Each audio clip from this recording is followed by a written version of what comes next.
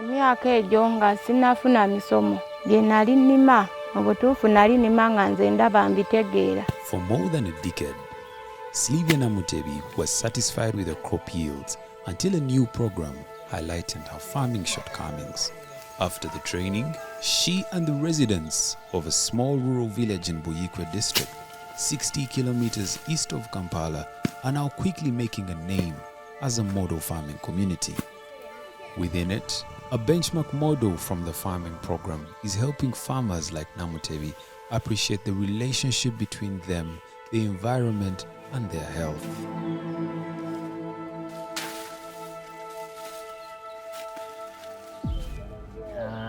Zitwe nakamalayo myaka 4 genda mu myaka 5 naye ekyenjawulo kyendaba ekiriwo ekyamaanyi bayirene bwe najjira eno ng'ebbeeyi y'emmere eri waggulu nnyo nga kwegamba emmere abantu balima kitono ate gyesinga gye balimanga gye balyako naye kitongole okwayo kyajja muno ne kisomesa abantu okulima ebintu n'okuterekako emmere n'okufiisaako n'ey'okutunda.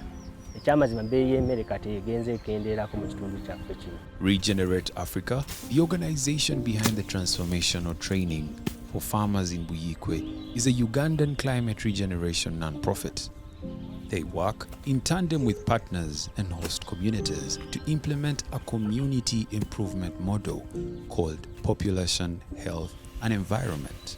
The model was also baptized the Model Home concept.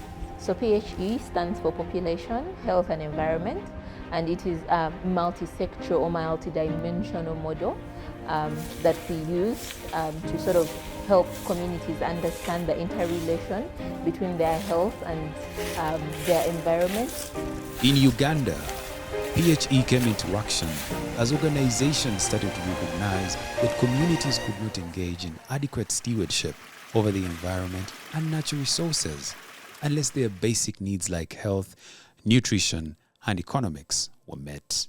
Abantu abasinga babadde balima emmere balina emmere engeri gye bateekateekamu ennimiro zaabwe twegamba tebadde ennungi nnyo ekiri awo ate ne sizoni babadde tebazitegeera bulungi. Ekitongole kino kyatuyambako kino kyagezaako okusomesa abantu baffe kiki kye balina okulima ate bakirimye batya okufunamu ki amakungula amalungi. Using a needs assessment survey, Regenerate Africa scores the need to install and introduce the model home concept. Their observations provide them with the knowledge that they use to build bespoke messages that directly target the issues they have observed within a group. What helps us measure the level of effort that the communities have been able to, sort of achieve are different components. For example, we look at the percentage of, I would say, environmentally related diseases like malaria. What is the current prevalence of malaria before we start the model, and then what happens after? Because we believe that some of these diseases stem from the environment and then they affect the populations. In the past, Buikwe's cash cow was fishing. However, fishing returns have dropped, and this economic activity is now losing popularity among residents. Survival meant seeking out the next desirable option, and agriculture was the popular pick. But farming had its challenges. Pressures on the environment began to crop up, with farmers destroying forest cover for cropland. More valuable crops like coffee and cocoa demanded longer waiting time due to gestation periods.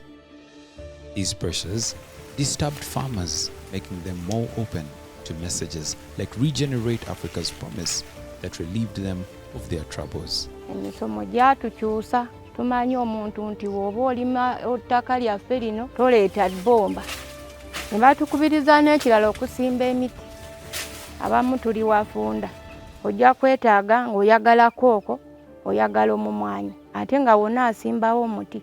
Mbutuufu togenda gufunamu nga walifunye mu kooko. Batukubiriza obuyonjo kye basookerako. Tuyonjo wale wako akatandaalo ttooyi, ekiyigo, efumbiro bwe tutyo obudomola bunaabwa mu ngalo ng'ovudde mu kaabuyonjo bwonna ne tubuteekayo obudde buli twali tetubulina. Kati tuli bayonjo n'obulwadde bulwawo okutukola ki? Okutulumba. Ndi mukulembeze afuga atwala omuluka guno LC2. Oluvannyuma lw'abali generate okujja mu kitundu muno nti baasookera mu ffe nga nze ng'omukulembeze twafunayo emisomo. Walimu ebyobulimi, ebyobulunzi, ebyobuyonjo, buli kimu kyonna eky'embeera y'omuntu. Kati ne banyinyonyola ne bagamba abantu bajja bikolera nange bye bimu ku bye nandyetaaza okukola ki okola tusooka tutambula nabo. Kati mu bukubiriza bwange obugira ewa nayagazisa abantu okuba nti no bajja kyeyinzaamu ate mu kukyegattamu era n'enkola kinene nnyo okufaayo okukola ate n'okugenda nga nkunga abantu paka lwe baasalawo okutuwa emisomo. Kati emisomo tutandika olondanga abantu. The residents who will serve as champions are those who have trained in the model home idea for a year and have applied the knowledge in their lives. The champions belong to what Regenerate Africa fashioned as the peer-to-peer learning model. This peer-to-peer model ensures the survival and sustainability of this concept beyond its initiators. Initially, as we start out with the community, we do a couple of trainings every quarter or every 3 months. And through these trainings, we basically are just introducing the concept to the population. And as we keep on training them along the way, they sort of master what it's all about. And then we now train them to become trainers of trainers. The farming community acquires a wealth of information in all aspects of their livelihood. This information package teaches farmers how to better use and protect the environment by changing their perspective around its use. Emisomo gye mbaddengamu kinsobozesa okuba nti nongosezza ennimiro yange bwe faamu yange mugenda ogiraba. Kati eno nnimiro gye tuliko eri kuyika nga 2 naye nga ninako faamu y'embizi, ninako emmwanyi, emmwanyi zirimu ebitooke, zirimu kkooko. The information stretches beyond the farm and into the lives of the beneficiaries. The message has far-reaching transformational properties in terms of shaping the health, financial and mental aspects of the beneficiaries. Kati wano ndowooza otunula ebbali awanneetoolodde wonna waliwo ebikajjo.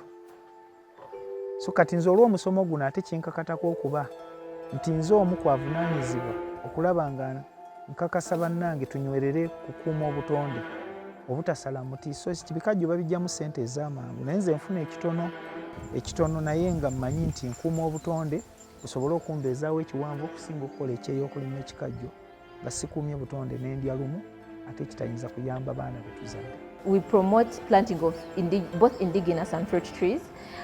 So when it comes to indigenous trees, we promote trees like the Misisi and Livelihoods. Such trees drop branches on the ground, and this provides firewood for the farmers that they are able to sell without actually cutting down the tree. But also these trees provide medicinal purposes.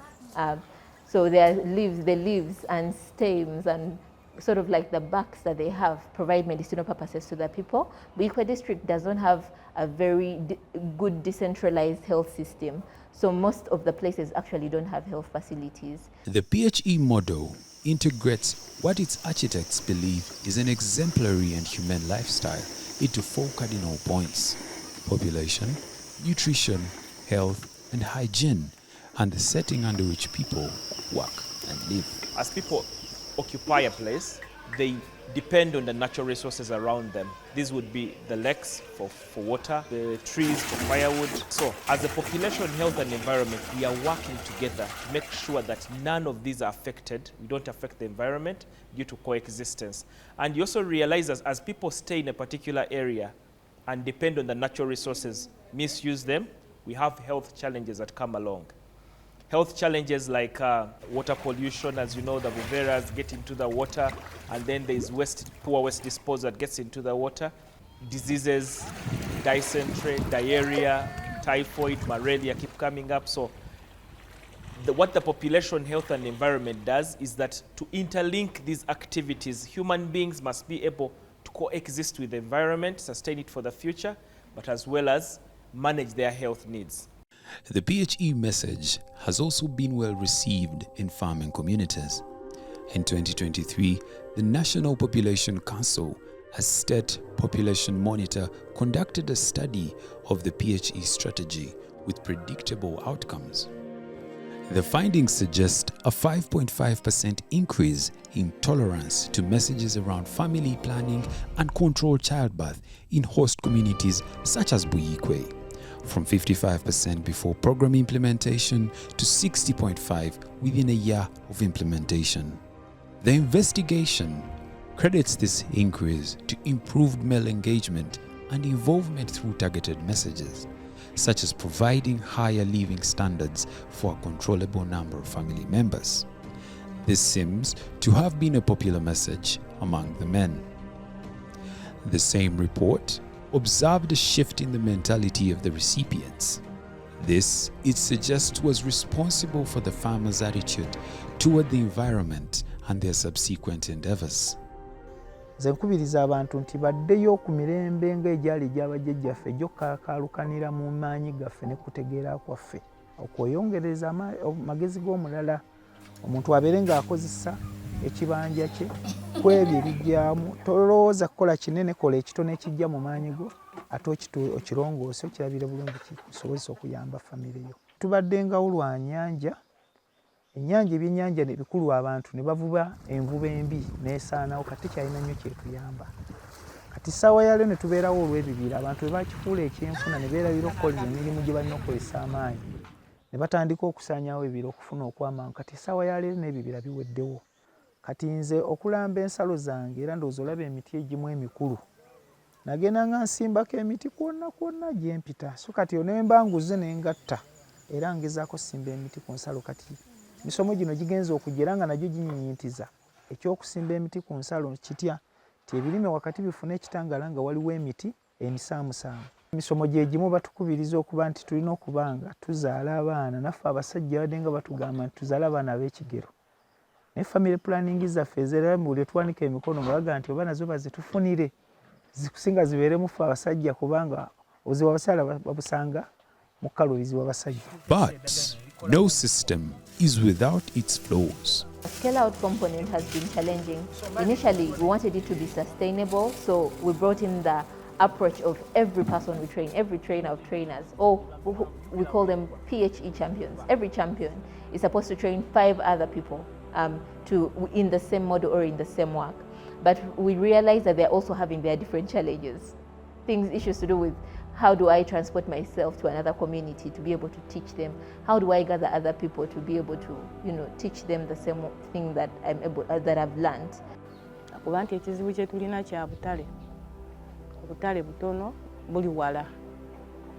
Kati abasuubuzi abajja osuubula eno batuseera nnyo olw'okuba nti transport wala, amakubo gaffe mabi, kati ne bakuseera. Ekyo kitukosezaamu nkontosobola kujjamu bulungi kasente.